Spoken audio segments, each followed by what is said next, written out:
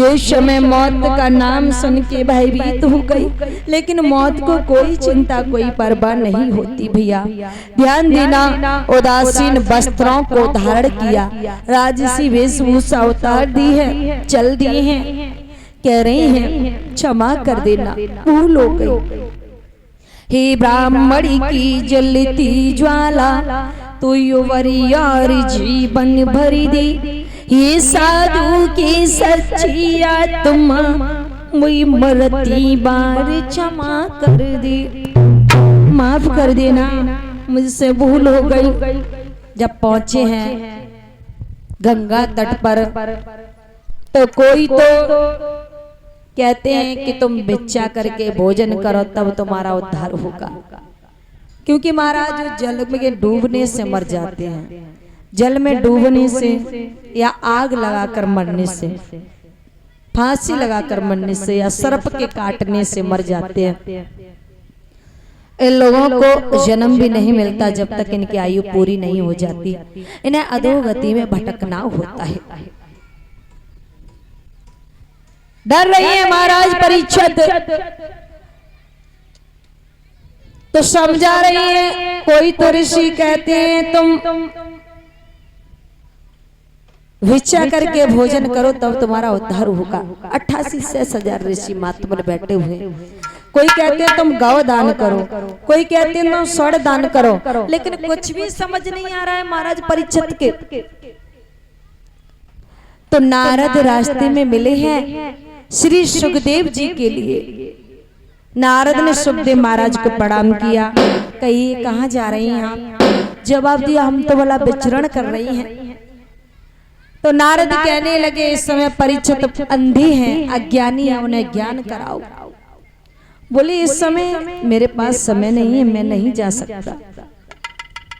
नारद कहने लगे एक बात बताओ, अगर कोई अंधा व्यक्ति अपना रास्ता भूलकर कुएं की तरफ जा रहा हो और एक आंखों वाला व्यक्ति महाराज परीक्षित खड़ा खड़ा देखता रहे, अंधा व्यक्ति उसमें गिर के मर जाए, तो इसका अपराध आंखों वाले व्यक्ति को लगेगा या फिर वो संधे को? आंखों वालों को लगेगा। बहुत सुंदर।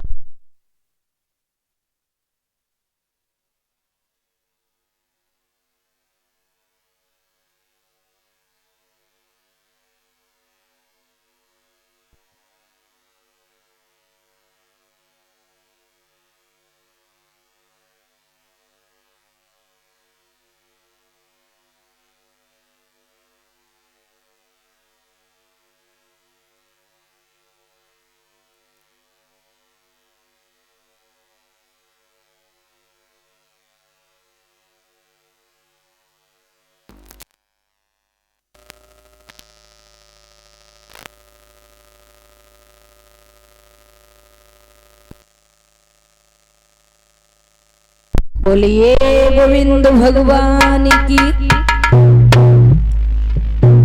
तो आज समझाया इस समय परीक्षित अंधे तुम ज्ञानी हो, उन्हें उपदेश ज्ञान उपदेश कराओ। अगर ज्ञान नहीं कराया तो इसका अपराध आपको ही लगेगा। श्री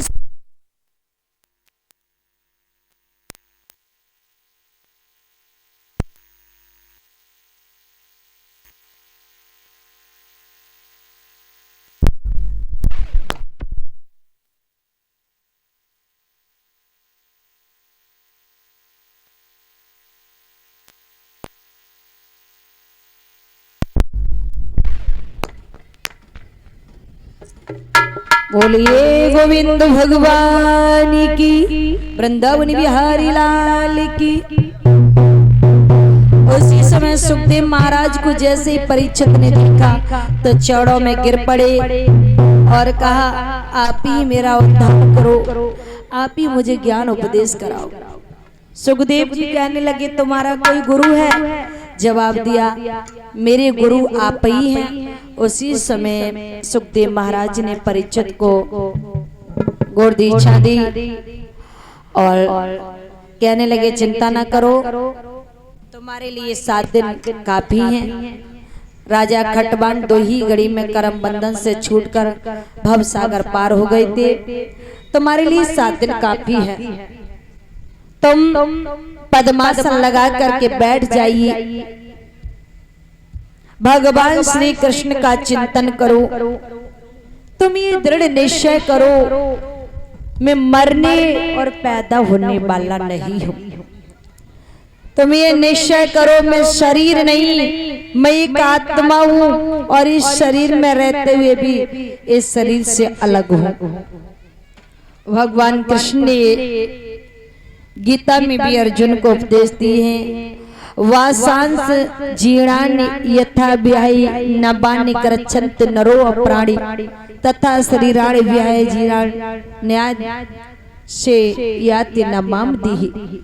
जैसे मनुष्य पुराने वस्त्रों को त्याग कर नए वस्त्रों को धारण करता है, वैसे जीवात्मा पुराने शरीर को त्याग कर नए शरीर में प्रविष्ट करती है। समझाने लगे, राजन एकाग्र चित्त करो, मैं तुम्हें श्रीमद् भागवत की पुण्य कथा को सुनाता हूँ, जिसे सुनकर अवश्य तुम कर्म बंधन से छूटकर भवसागर पार हो जाओगे।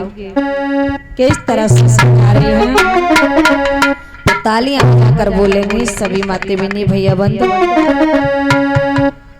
बोलिए गोविंद।